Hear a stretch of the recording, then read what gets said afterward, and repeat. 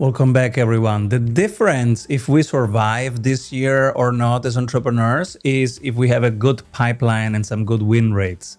And what makes a good win rate? It's the quality of our questions. Do we have powerful questions? Do we know how to ask and what to ask in a way that actually creates value and makes the other side make progress towards their goals?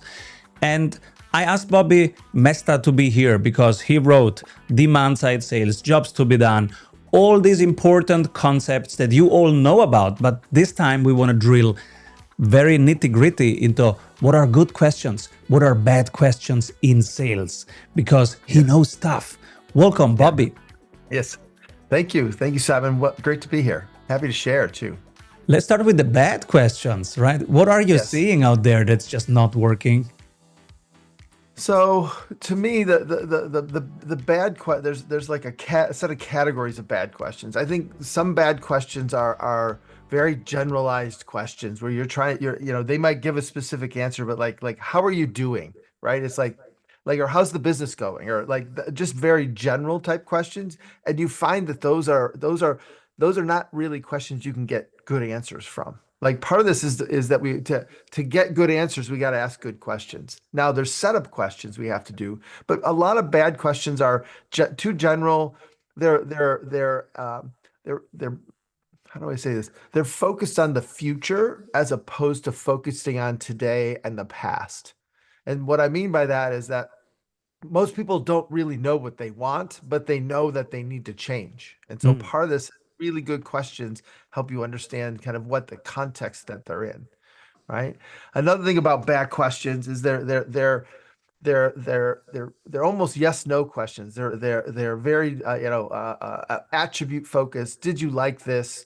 These kinds of things, and ultimately you find that they're not very helpful as well. And so you start to realize that almost if you listen to a sales call, almost 50% of the questions that people are asking are actually bad questions because they don't get people to think about what's going on right now. Mm. You say people don't know what they want, but they know that they need to change. Yeah. How do they like explicitly know, or do they like feel So that they need to change? yeah. So what I've been doing for almost 40 years is studying when do people know when it's time to change. Hmm. And there's basically two really big components that have to be there because we really don't want to change, right? We're Yeah. actually creatures of habit. We'd rather have something be very consistent and safe than basically try something new, right? So the notion of trying to actually understand when do people change, and I'm talking about changing everything from changing what they eat for dinner to changing their health regime to changing jobs. Like I've studied change across many categories, if you will. Mm-hmm. And the first thing is that they have to be in a context of struggle, meaning there's something going on that they believe is not actually the place they should be, or that it's not good enough. If they don't believe that, they can't even see potential solutions. And so part of this as a salesperson, you want to be able to understand what's the context that they're in and what are they struggling with right now, right? And they can be struggling right now about something in the future, but what are they struggling with at this moment? And so you're trying to make sure you get inside their head to understand what are the things that they're worried about, what are the things that's not working, what are the things that they're afraid of. All of those things are basically that those are the impetus of change. Because if they don't have that, there's actually no space in the brain for a solution to fall into, And now there right? is a good way and a bad way to ask it. Because if I That's show right. up and I say, "Hey, Bobby, what keeps you awake at night?" They go, "Oh my God, he's coming with a sales script." Yeah, right. And so part of it is you have so this is where it like so I wrote another book called How Learning to Build, and one of the skills in that is empathy. And salespeople have to have empathy. And so part of this is to realize like so when I'm actually either selling or interviewing or talking to people about really just about anything, I'm actually trying to understand and get inside their head in terms of almost like playing the role. I want to actually be them, not with my understanding of it, but with their understanding of it. So it's the questions are very curious in nature and they're very humbling in nature, meaning like I don't really like I don't know the answer to this question, as opposed to asking a question that I know the answer to, right? And humbling in the aspect of realizing I don't know. I don't know what their answer is going to be. And 9 times out of 10, we're trying to ask questions that are we know the answers to, right? And so this is part of that problem of asking bad questions. You are studying comedians and how they design a bit that gets you to laugh, how they design a Yeah. conversation. Why comedians? Yeah, so comedy is the same thing as you start to realize it. So I went down this path of what makes somebody say, God, that's a great question. Like it's a question that basically makes the person who's asked it stop and acknowledge that that is something they haven't thought of before. And so when you start to really understand how to set up the notion of what is a good question, you start to realize that there's a setup to it. And you have to actually ultimately the good question is one of those questions that connects causally to things that most people have not connected before. And so it's like comedy because in comedy you've got to set up a couple of pieces of it. You have to be able to actually understand kind of like you almost give them trivial information, but that information is setting up the right to getting to the punchline. And so a great question is just like a punchline to me. And are there specific archetypes of a punchline, like patterns of a punchline that There you're are, but I'm finding? not that far in my research on that one. And Okay. so part of it is to realize that there are like there are specific patterns for jokes. There's specific patterns for questions, but I have a few, but I'm still kind of building out the archetype right now. What's the So I'm best deep down question you heard this week? this week. Uh, um, what's giving me energy? Mm.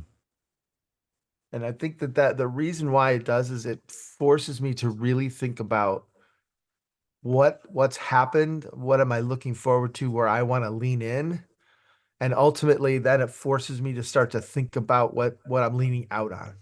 It opens a full door. You can just quickly It answer, opens right? just opens a big door. And so it's one of those things where it's like it's specific to me.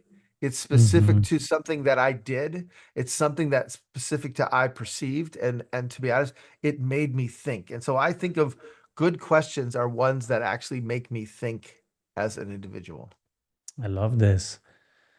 So, as an entrepreneur, we have to do sales, but Yes, we don't learn no it. question. Where do we Yes. start? I think we start. So the first thing is nobody tells us that we have to do sales. Like it's like the last thing. Like the other thing I realized is when you go to business school, there are no sales professors. Like there's professors for every other department and area, but no sales professors except for Northwestern with Craig Wortman. But the fact is like the notion is that I always thought that that was the hardest piece. And in my transformation to becoming a salesperson, I realized that it's not what it seems like from the outside. As an engineer, the salespeople are seen as slimy and like, oh, they're trying to cut deals and they're never doing things the right way. And so as an engineer, you're always about precision. And you start to realize that it's not that at all. They're not that they're lazy or that they don't understand. It's that from a sales perspective, you've got to map and match what's going on in the marketplace. And our products don't map specifically to the product in the marketplace or to the need in the marketplace. So to me, starting with the customer and to be honest, starting with a prospect and understanding the struggling moments. So like one of the things that I did well, I went into the housing business, right? This is in my book, and I talk about the fact is what I did is I just went and interviewed people who recently bought a house, right? They recently downsized. So one of our targets were basically your parents, people who are downsizing from, they raised their family, everything's there, and now they're older and they want to basically find something smaller. And so I went and interviewed people, right? And so I didn't ask people what they wanted because, to be honest, they would tell me like I want hardwood floors and granite and all. But when you start to realize and listen to the stories of what causes people to move, it's a very specific set of things have to happen to them. And so all of a sudden, what I did is I went from trying to sell my condos to trying to help people live a better life. And once I actually reframed that, I was helping people. I'm not selling at all. And that's really what you start to realize is selling is it like a teacher sells a lesson to a student. The student still has to do it, right? A doctor doesn't have a cure. The doctor basically has to teach the patient how to actually solve their problem. And you start to realize that everybody's a teacher of some sort, and that a salesperson is more of a teacher than a salesperson. It's more problem solving, but we have to Yeah. make it for some reason attractive or fun or safe to problem solve together.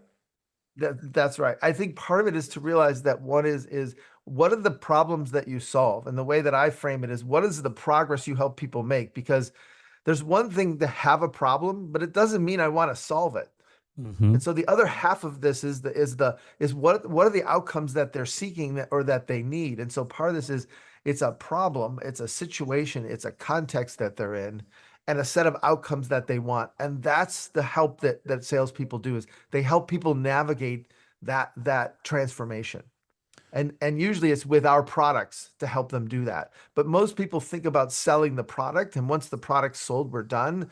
And ultimately, what you want to really think about is what's the progress that you're trying to make, and when are they done versus when are we done? Which product or company does it really well, helping the Oh, person have progress and see progress? this is the easy one. This is so the company that I've worked with for I think almost 13, 14 years is Intercom. Intercom is a very big Intercom is it's not Intercom anymore, it's called Finn, right? So they changed their name, and Intercom was basically a company that basically helped people make progress in customer success and customer support and basically an onboarding and engagement. And they started as a SaaS business, but ultimately people would buy their software to help them actually make progress in those areas. But what's happened is they've actually transformed to a new business called Finn. And Finn is an AI companion, and you don't pay for the software, you pay for the solutions. And so it's like 99 cents per resolved conflict, right? Fully So all of a aligned sudden it's incentives. like, so it's very, very focused on you have this problem, we solve it, you pay us this much to solve it on a regular basis.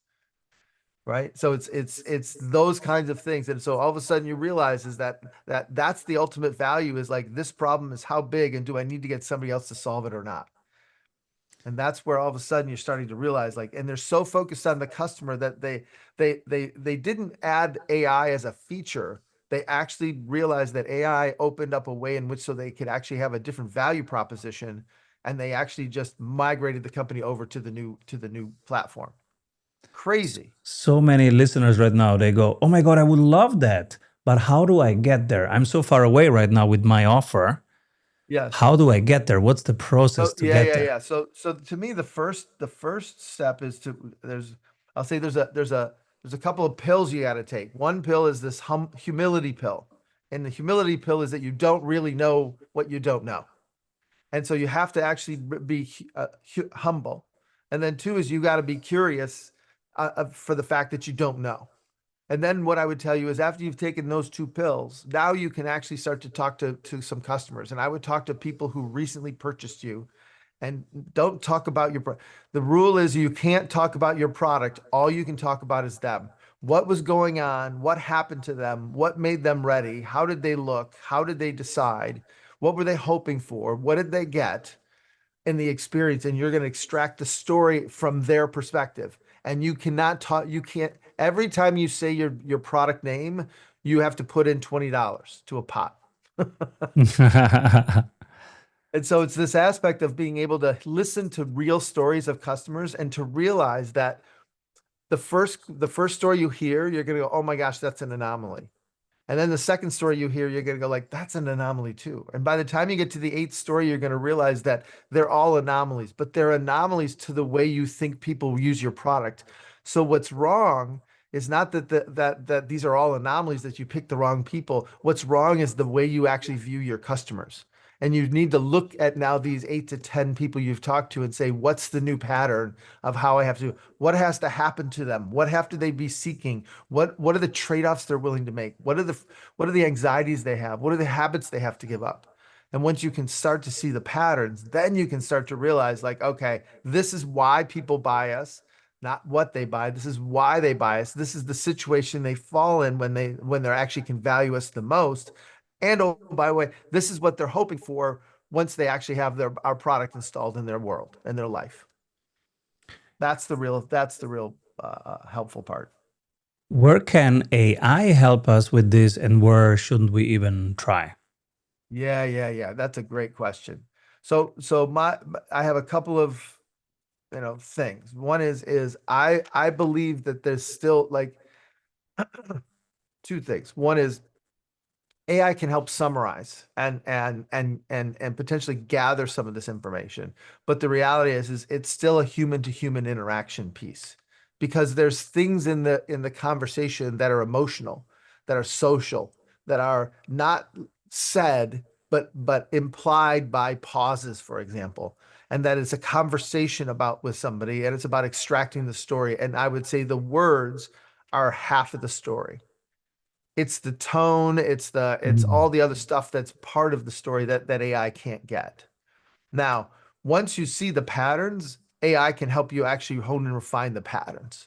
But I don't believe AI can actually get you to the true patterns of social, emotional, and functional. It can get you to the functional jobs, like what is it supposed to do, but isn't it doesn't tell me how it's supposed to feel and how I'm supposed to look and how I'm supposed to appear to others. And so that's where you start to miss a lot of it from AI perspective.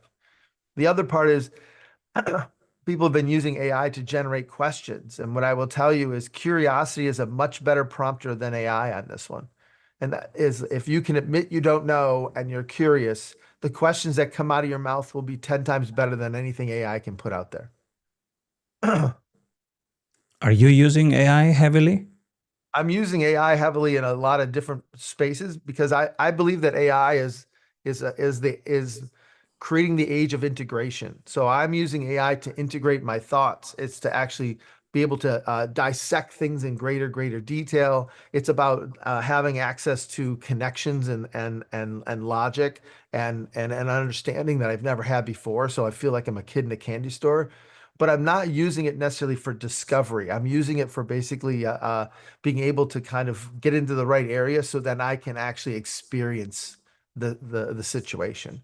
And so it's more of an integration tool for me right now, and it's being very useful in terms of just integrating my thoughts, integrating my mentors into how I'm thinking about things. It's just helping me do a lot of different things to help integrate. You're using it basically for the boring stuff and for digesting things and for putting things in context and to each and other. showing me anomalies. So the thing is I'm actually asking it to debate each other, and I have agents that debate each other. And then what happens is where they disagree, where the Hmm. anomaly lies, is I have them come to me so I can actually then wrestle with it and pull it apart because I feel like all the real meat is in the anomalies. Mm. And you And so point it's where them. it's what they can't see or they can't agree on. If they can agree on something, it's probably not that new. But where they can't agree is where the real, opportunities lie for me. Where the work is for you, Yeah, where the work is. Yeah. and Where the fun work is. you point them to your pipeline, to your writing, to your conversations. Right now I'm mostly doing it for my writing and but I've got a way in which to actually start to find people that I want to actually interact with, and so I'm working on that right now. And so it's about seeing patterns and connecting what I call unconnected domains. Oh, let me give you one thing that I learned last week. I asked Yeah, my agents, I said, guys, based on what is most alive in my conversations this month, yeah, who should be my next guest on the podcast? And it was brilliant. They went out there and said, these five people are talking about these five topics that you are passionate about this month. love it, love it. And it was good. Yeah. And so that's the patterns I'm talking about. It can start to see those patterns, but you still have to figure out how to interact with them and be able to go find them. And again, it'll catch up. But my thing is this is the thing is it's you had to come up with that question. Do Yes. you know what I mean? Like that's the real key. And so the thing I keep thinking about as a dyslexic kind of illiterate adult, my whole life I've been a prompt engineer because all I've been doing is asking questions of people. Mhm. Right? And so this is like this is now becoming my age, if you will. It's very Yes. fun. Yes, we are all Socrates again. Yes, And that's right. and probably so the boring stuff, the just the mathematical stuff, the finance stuff, machines The- will do it better than salespeople and than business people. What will be our job? Questions, yeah. thinking, I, governance. I think it's thinking. I think the ability to actually think at the next level. I actually think that the if you think about the evolution of math from counting to Hmm. addition and subtraction to multiplication to integrate to calculus and integration. What you start to realize is that the last 100 years, the Industrial Revolution is all about multiplication. It's all about scale. It's all about making things bigger. I believe that AI has put us here to help us integrate so we can actually now think at a completely different level. For example. So for example, like again, as we start to look at the whole of something, to see the whole of something, like I just took a Mm. problem that was in a retailer, and when you start to look at this problem, you start to see how this problem connects all the way back to the supplier and how it Mm. affects inside the retailer, and then all the way out to the customer to where it basically can cause medical problems. And Oh, you start to systems realize that thinking. Yeah. it's about how do I integrate all this so I can start to see the unintended consequences Mm. of things that I build. Because right now we build things with very little attention to unintended consequences. And that's usually far too complex for me to compute, for many to That's compute. right. And we're not, to be honest, we're not incentivized to do it. And so part of this is the regulation to kind of say like, all right, you're going to build these cars. What's the side effects to the environment around it, as opposed to waiting for it to happen? So I believe that a lot of this knowledge is being actually accumulated so we can actually be better at what we do. And for salespeople, that can mean, for example, before you hop on a call with somebody, that you ask, that you think about the ecosystem around them, not just the That's user, right.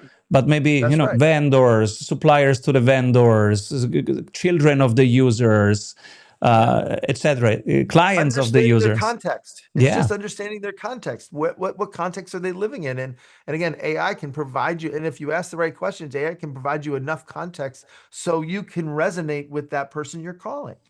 Like half the time is most people don't want to pick up the phone because it's just such a large lift just to figure out who you are and who I am and figure out what to do. Is AI really good at market research and researching people, or does it just give us the average of what's on the internet? That's my concern is I believe that it's all in the subtleties and that what you're getting is the average and that average is not where all the opportunities lie in the conflicts and in the I'll say non-consumption where people want to do something but they can't. Well, there's no market research around that. Right. And so what you have is you have a lot of research about what people have done or what they did, and you don't have the fact of where the struggling moments are. And the struggling moments are the seed for every innovation that we create. It sounds like you build something like a board of advisors of thinkers, and they have Yep. their models and their lenses, and you use them Yep. strategically and you point them towards problems. Would you would you be Oh, open to sorry. share some of them? That's my board of advisors right Oh, there. look at them. We can see them. There That's is Clayton Christensen. Dr. Willie Moore, Dr. Kenichi Taguchi, Clayton Christensen, and Dr. W. Edwards Deming. They are the people who I have mentored under. I've worked for them. I've worked with them for very expended everybody but Dr. Deming, I'd say. Dr. Deming, I worked for 2 summers. It was very early. He was very old and I was very young, but I feel like I've learned so much from all of these, and these people are now they are already in my thoughts. But what you start to realize is that they're also kind of like in the work that I do, and so I've been able to kind of conjure them back to help me remember a lot of the stuff that I read a long time ago, but they're bringing quotes in, reminding me things. And so it's very interesting to have access to that knowledge in a way that's way more consumable for me. What is the core model of each of those four?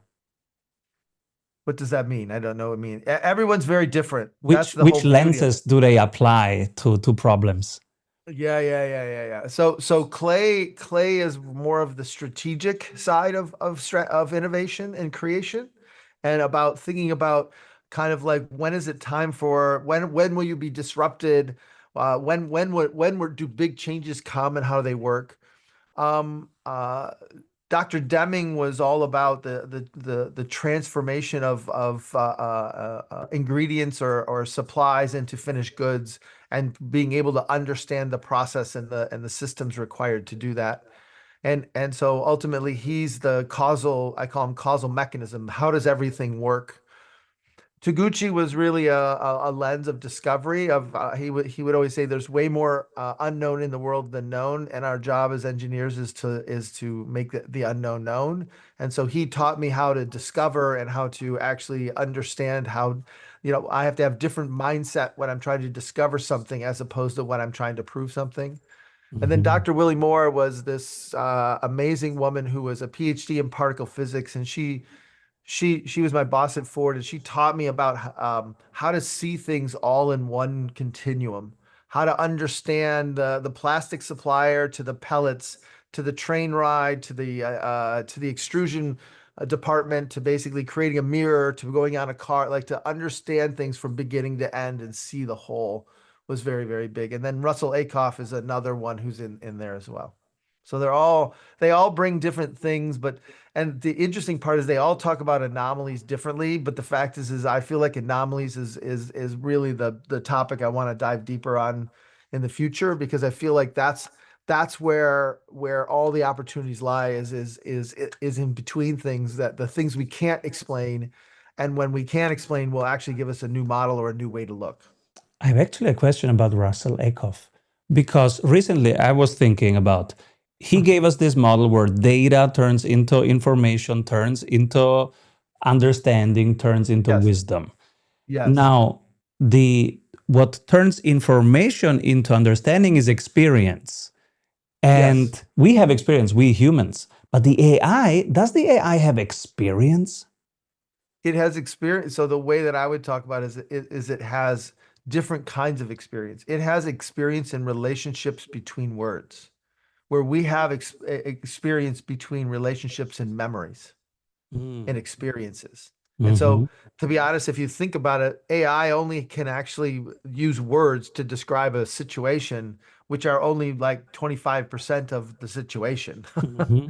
And so that's why it's not so good yet, is because it can't actually turn the wisdom. Now, wisdom, understanding is about build like so. Deming had a very similar thing around the theory of profound knowledge, which is that you have to theory or knowledge without theory or experience without theory is useless. And he says you have to actually turn experience into knowledge that gives you that allows you to actually then start to see the future, right? And predict the future. And so part of it is to understand the cause and effect relationships. And that's where I believe that AI will eventually get to a data model that will be very different than words, that will be able to articulate the wind, the leaves, how everything actually interconnects, and we'll be able to see the beginning to end of kind of everything and see the circle, to be honest. This is Because right now exciting. we can't see the circle of life, if you will. We can't see the creation and then the living and then the description and then how everything comes back. And like our bodies, our cells, there's some cells that replace themselves weekly. We don't even see it. We don't even know it. We're not who we were yesterday, Do we right? And do yet we we know we what treat life everybody like is? we are. Yeah. Do we know actually what life is? No. That's this is part of the unknown is like what is it that causes us to be alive? Like if you think about the medical industry, we have studied for 100 years how we die, and we've been able to double how we live, right? Mm. But the reality is that all we know is like your blood pressure's too low and you die. Your blood pressure is too high and you die. So blood pressure has to be between here. Why is it here? We have no idea why it's here, right? So we have no idea how to describe life energy and what excites us and where does emotion come from. And I mean, we're getting closer and closer, but it's a very, very complicated system we what vessel we live in.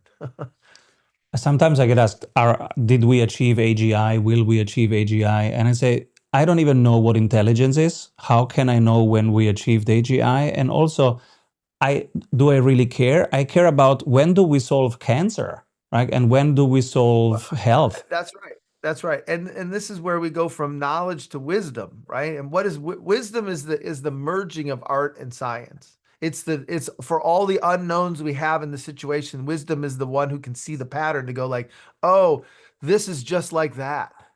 Right? It's the combination of things and having the confidence to know it's worth trying something in a situation. And so you start to realize that my belief is AI is there to help us build the knowledge side so we can actually start to be more on the wisdom side. So our job will be the wisdom guy, a Socratic figure asking a ton of questions, meeting other philosophers to think about what's worth asking.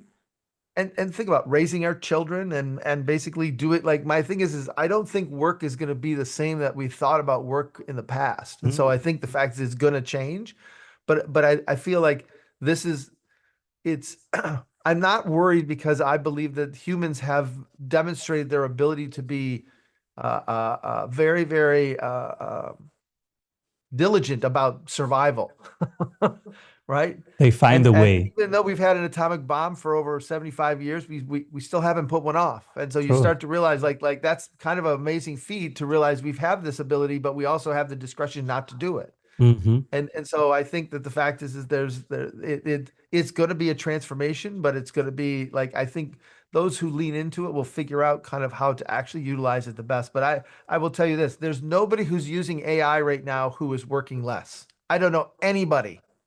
It's true. But I do feel like I'm 5 years old again because every question that comes to my head, I can go have somebody try to answer it for me. It's kind of like, oh my God, this is like it's like addictive. If we extrapolate this forward, how is our world in 5 years? Yeah. Yeah, I don't think we can predict it. I just don't I don't think that I think there's too many things that are changing at once and I think we're going to have a lot of reset and a lot of different like think about school. How is like the thing that's going to slow us down and learn like right now we have to learn so much faster than we did a year ago. A year ago, right? But how do schools change? Like and like if I have grandchildren, do I want them going to regular old school or do I want them going to a school where they can actually be they can get to wisdom and half the time it took me to get to wisdom. And I'm not Hmm. even sure I'm there yet. Yeah.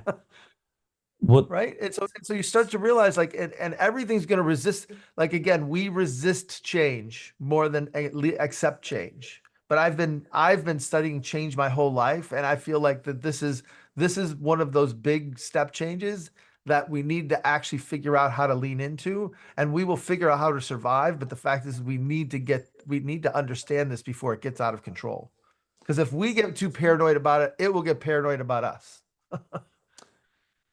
if our schools are too slow to adapt, which is probable, what's a better way actually to give our kids an environment for wisdom? Not invented yet. That's the opportunity.